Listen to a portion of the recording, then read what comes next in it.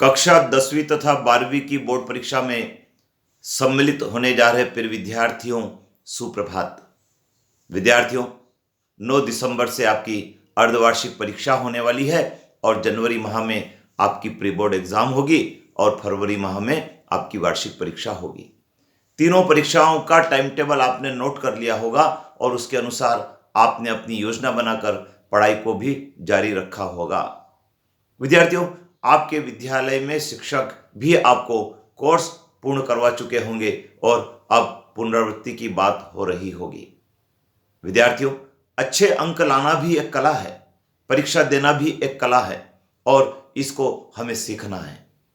इसके लिए हम कई सारे उपाय करते हैं, लेकिन उन उपायों के प्रति हमको गंभीर भी रहना है और ईमानदार भी रहना है। तो आज के इस वीडियो में मैं आपको 10 ऐसी बातें बताने वाला हूं जिसका यदि आप पालन करते हैं तो आप अच्छे अंक परीक्षा में लाएंगे और 100% सफल होने की गारंटी भी होगी। तो आइए विद्यार्थियों, जान लेते हैं क्या है प्रमुख टिप्स। सबसे पहला है अच्छी राइटिंग लिखें। परीक्षा में अच्छे अंक लाने का यह एक बहुत बड़ा सूत्र है। जो विद्यार्थी अच्छी राइटिंग लिखते हैं उनको अच्छे नंबर आते हैं। और अच्छी राइटिंग लिखने के साथ साथ आपको शुद्धता का भी ध्यान रखना है। यदि आप हिंदी भाषा लिख रहे हैं, वर्तनी की शुद्धता का ध्यान रखना है। संस्कृत भाषा लिख रहे हैं, आपको वर्तनी की शुद्धता का ध्यान रखना है। और यदि आप अंग्रेजी भाषा लिख रहे हैं विद्यार्थियों, तो आपको करेक्ट स्पेलिंग भी लिखना है। जब आप इन बातों का ध्यान रखेंगे तो परीक्षक आपको आपकी आशा के अनुकूल नंबर भी देते हैं। दूसरा विद्यार्थियों, याद करें और पुनरावृत्ति करें। याद करना और साथ में उसको लिख कर देखना और फिर उसकी पुनरावृत्ति करना, ये 3 बातें ऐसी है जो आपको परीक्षा में अच्छे नंबर दिला सकती है। यदि आपने वर्ष भर पढ़ाई की है और आपने पुनरावृत्ति नहीं की है तो आप बेहतर प्रदर्शन परीक्षा में नहीं कर पाएंगे। दूसरा, आप लिखकर जब देखते हैं तो आपको आपकी कमजोरी का भी पता चलता है और उसके लिए आप सुधार के उपाय कर सकते हैं। तो विद्यार्थियों, प्रतिदिन याद करें, उसको लिखें और जो आपने याद किया उसकी निरंतर पुनरावृत्ति भी करते रहें। सभी विषयों को समय दें। विद्यार्थियों, परीक्षा में सभी विषय का समान वेटेज होता है, तो आपको भी हर विषय को समान समय देना है। लेकिन जो विषय कठिन है, जो विषय आपको लगता है कि आपको समझने में टाइम लगता है, तो विद्यार्थियों उस विषय को आपको अतिरिक्त समय भी देना है। तो निश्चित रूप से आपने आपके घर पर पढ़ने का टाइम टेबल बनाया होगा और हर विषय को आपने समय आवंटित भी किया होगा। तो आप उस समय पर उस विषय को पढ़ें और यदि आपको कोई विषय कठिन लगता है तो अतिरिक्त समय भी आपको उसके लिए निकालना होगा। विद्यार्थियों, अंतर वाले प्रश्नों को ज़्यादा याद करें।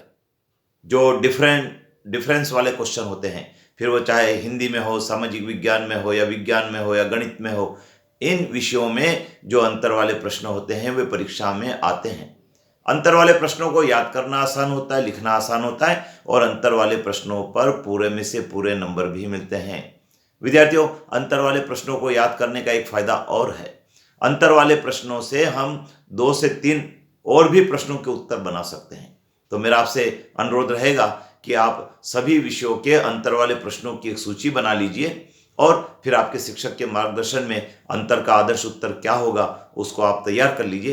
परीक्षा में आप लिखेंगे तो आपको अच्छे अंक मिलने वाले हैं। विद्यार्थियों, ग्राफ और नक्शे के प्रश्नों को अवश्य हल करें। सामाजिक विज्ञान में मैप के प्रश्न आते हैं, गणित में ग्राफ के प्रश्न आते हैं, उनकी प्रैक्टिस करना पड़ती है। विद्यार्थियों, आपको भारत के नक्शे को समझना है। भारत के नक्शे में कौन से राज्य कहाँ पर हैं, उन राज्यों में किन किन बातों की खासियत है, इनके बारे में आपको जान लेना है। विशेष करके नदियाँ, खनिज पदार्थ, उद्योग, इस प्रकार की जो बातें होती है उनके बारे में आपको जानना है और फिर मैप में जब वो पूछा जाता है तो आपको उस पर इंगित भी कर देना है। कई बार नदियों और बांधों के बारे में भी मैप में इंगित करने के लिए प्रश्न आता है। इन प्रश्नों को हल करने पर भी पूरे अंक मिलते हैं और इन प्रश्नों को हल करने में ज़्यादा समय भी नहीं लगता है। बस आवश्यकता इस बात की है कि आपको इनकी प्रैक्टिस करना होती है। इसी प्रकार से अच्छे अंक लाने के लिए यह भी जरूरी है कि आपको वस्तुनिष्ठ को सही करना है। जो आपके परीक्षा में 32 नंबर के 33 नंबर के जो वस्तुनिष्ठ प्रश्न आते हैं यदि आप उनको सही कर देते हैं तो आपके पूरे में से पूरे अंक वस्तुनिष्ठ से मिलते हैं और आपका रिजल्ट भी बेहतर हो जाता है। तो इसके लिए आपको क्या करना है, इसके लिए आपको पिछले 5 वर्षों के प्रश्न पत्रों को देखना है और उसमें जो वस्तुनिष्ठ आए हैं उनको आपको हल करना है और प्रत्येक विषय के प्रत्येक चैप्टर के पीछे जो वस्तुनिष्ठ प्रश्न दिए होते हैं उन वस्तुनिष्ठ प्रश्नों को भी आपको याद करना है, जिससे कि परीक्षा में आने पर आप उसको सही कर सकें। विद्यार्थियों, सटीक उत्तर लिखना है। परीक्षा में जो विद्यार्थी सटीक उत्तर लिखते हैं उनको पूरे में से पूरे अंक मिलते हैं। सटीक उत्तर लिखने का मतलब है विद्यार्थियों, जो पूछा है उसका उत्तर लिखना है, जितने शब्द सीमा में पूछा है उस शब्द सीमा को भी आपको ध्यान रखना है, अर्थात गुणवत्ता का, क्वालिटी का आपको उत्तर लिखना होगा तो आपको अच्छे अंक भी मिलेंगे। विद्यार्थियों, कोई प्रश्न छूटे नहीं, यह भी बहुत महत्वपूर्ण है।